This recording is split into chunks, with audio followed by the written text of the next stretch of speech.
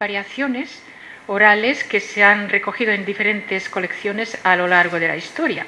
Sin embargo, el hilo del relato no ha cambiado mucho desde que se conoció la publicación más antigua de este cuento. Estamos hablando de finales del siglo IX después de Cristo. Me parece más correcto en ese sentido afirmar que la obra escrita es la que determinó en realidad el curso de su propagación oral.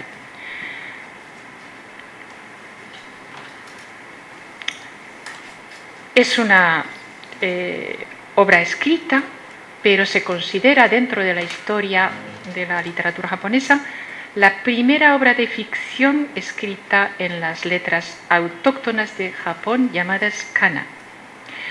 La aparición se sitúa alrededor de 895 después de Cristo, cuando la mayoría de los países del mundo todavía no disfrutaban de una literatura escrita.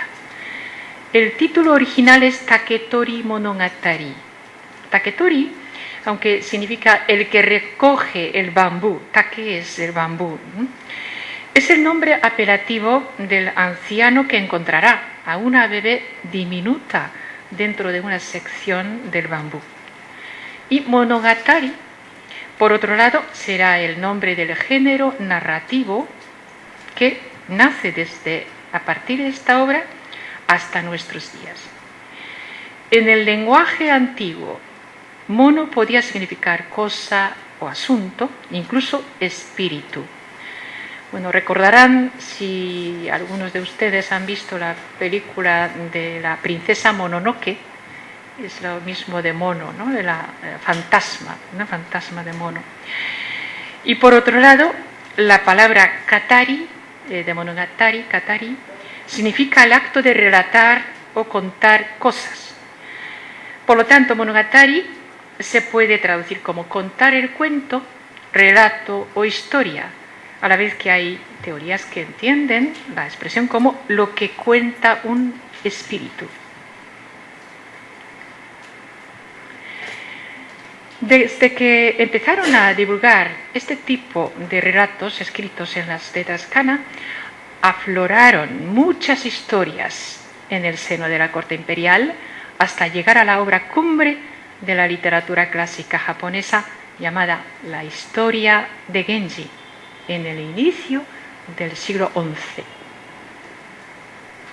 La autora es la dama Murasaki, que servía en la corte de la emperatriz Shoshi.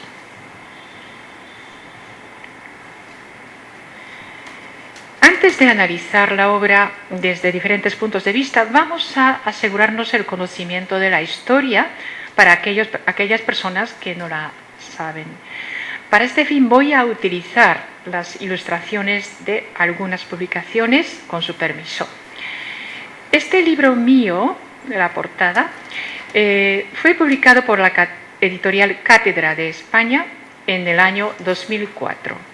Recoge buena parte de mis estudios sobre los albores de la literatura escrita en Japón y su evolución hacia las obras de ficción, tomando como arranque al cuento del cortado de bambú.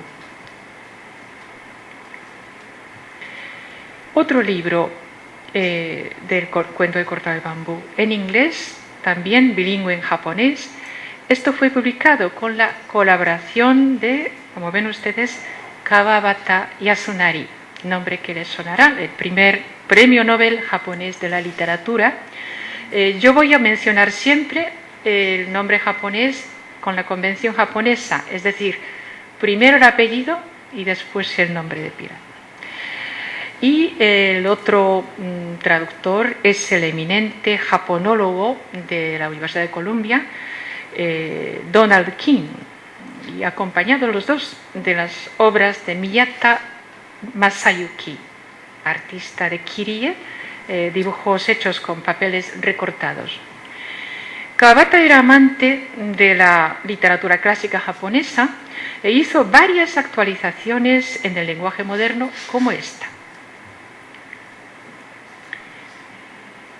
Para narrar la historia utilizaremos mi traducción de la obra con las ilustraciones del libro antiguo de los años 30 que publicó la editorial Kodansha en inglés, en realidad en bilingüe. Comienza la obra. Hace ya mucho tiempo había un viejo cortador de bambú. Andaba por los campos y montes cortando bambúes para los más diversos usos. Se llamaba Sanuki no Miyatsuko. Un día encontró un bambú cuyo pie resplandecía. Intrigado, el viejo se aproximó y vio que la luz provenía del interior de una sección del tronco. Al cortarlo, halló a un ser humano del tamaño de 3 pulgadas, sentado con una gracia sin igual. El viejo cortador de bambú se la lleva a su casa y la confía a su anciana mujer. Desde entonces, cada vez que va al monte, encuentra bambúes con oro dentro de cada sección. La niña se hace mayor en 3 meses y su belleza era tan extraordinaria que la llamaron princesa Kaguya, resplandeciente. Todos los hombres del país intentan esposarla, sobre todo los 5 pretendientes, unos con títulos de príncipes y otros nobles con dinero e influencia. Sin embargo, la princesa no accede a ninguna petición, ni siquiera quiere obedecer a las palabras de su padre, alegando que, si no puede comprobar la sinceridad del corazón de los hombres, no podía aceptar su proposición. De este modo, pide 5 objetos raros, uno para cada pretendiente, y acepta que si alguien cumple con traerlo delante de ella, se casaría con él.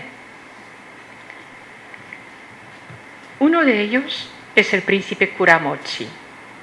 Kuramochi quiere decir el que tiene el almacén, es decir, adinerado. El texto dice que era un hombre astuto y así actúa.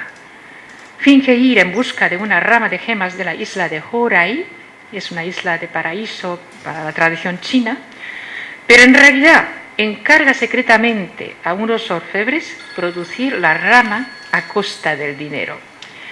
Al presentar la rama a la princesa, su mentira se descubre porque irrumpen en la escena los orfebres que no habían cobrado por su trabajo y delatan el encargo del príncipe.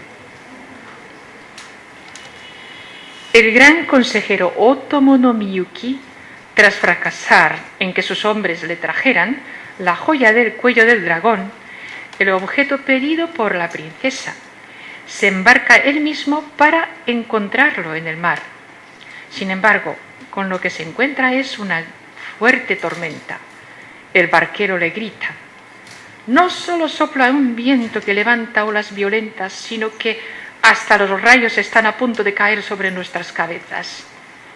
Es porque habéis querido matar al dragón. Este vendaval seguro que es por culpa del dragón. Encomendaos rápidamente a los dioses. El gran consejero reza con todas sus fuerzas y, como si sus plegarias fueran escuchadas por los dioses, se calma la tempestad. Jura entonces que jamás perseguiría a la maliciosa princesa que le metió en tales apuros. El quinto y el último pretendiente corre una suerte aún peor. El objeto que debe encontrar es un molusco del mar llamada kauri. Oye que cuando ponen huevos las golondrinas lo pueden soltar, así sube a lo alto del tejado donde se anidan los pájaros para conseguirlo. Cuando él pensó que había sido el objeto en cuestión, se parte la cuerda que le mantenía colgado en una gran cesta. El príncipe cae estrepitosamente al suelo con un excremento viejo de la golondrina en la mano y muere a poco tiempo. Al final aparecerá el emperador interesado por la fama de la extraordinaria belleza de Kaguya. El padrastro cortador de bambú quiere que ocurra el feliz acontecimiento y que se prometa.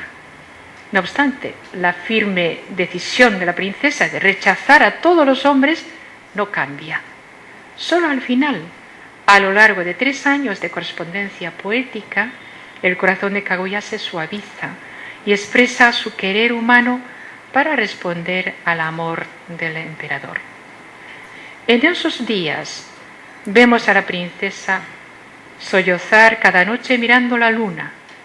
Ante la preocupación de sus progenitores, dice: ahora os lo voy a contar todo. Mi cuerpo no pertenece a este mundo, sino que soy de la capital de la luna. A pesar de ello, por una unión del destino que se dio en la vida anterior, he venido en forma humana a este mundo. Ya ha llegado el momento de regresar a mi lugar de origen. El día 15 de este mes vendrán los de mi país a recogerme. No tendré entonces más remedio que irme con ellos. Y al pensar en el dolor y la pena que eso os puede causar, estoy triste desde esta primavera. El día 15 de luna llena, descienden del cielo unos hombres para llevarse a Kaguya al mundo de la luna. El emperador había enviado a miles de guerreros, pero no sirvió de nada. La princesa, con su túnica de plumas, vuela y asciende al cielo, acompañada de las criaturas celestiales, dejando atrás a todos los seres queridos. Esto será el final más conocido de la historia de la princesa de la luna Kaguya. Sin embargo, la obra escrita tiene el último capítulo que corresponde a esta imagen del monte Fuji. Después de que partiera Kaguya, el anciano y su mujer se suman a la gran tristeza, al igual que el emperador. Kaguya le había dejado una carta con un bote de elixir. La carta contenía este poema: la hora ha llegado, celeste vestido de pluma, tu imagen amada se eterniza en mí. Al que responde el emperador con otra: porque no podré verte jamás, me ahogo en un mar de lágrimas. ¿Por qué en mi vida insistir, siendo vano el poder del elixir? Un súbdito es encomendado para subir al monte más alto de la nación, ya sabemos que es el monte Fuji, ¿no?, y quemar la carta de Kaguya junto con el elixir. Termina el texto diciendo: el humo ascendió entonces y cuentan que todavía sigue llegando a las nubes. Bien sabemos hoy día que el monte Fuji no echa humo, es un volcán en descanso. Sin embargo, sabemos históricamente que en aquel tiempo, a finales del siglo IX, sí que desprendía el humo. Acabamos de ver el hilo conductor de la obra. Muchos han preguntado cómo y cuándo ha nacido una obra tan fantástica y romántica, pero a la vez lleno de sentido satírico contra la alta nobleza. Precisamente de estas cuestiones voy a hablar de ahora en adelante. Hay numerosas referencias a la obra desde la etapa antigua, pero para comprobar la antigüedad del relato podemos citar a la introducción de Kokin Wakashu. Es una colección imperial de poemas que se terminó de compilar en el año 905. Y también un capítulo de la historia de Genji, terminada alrededor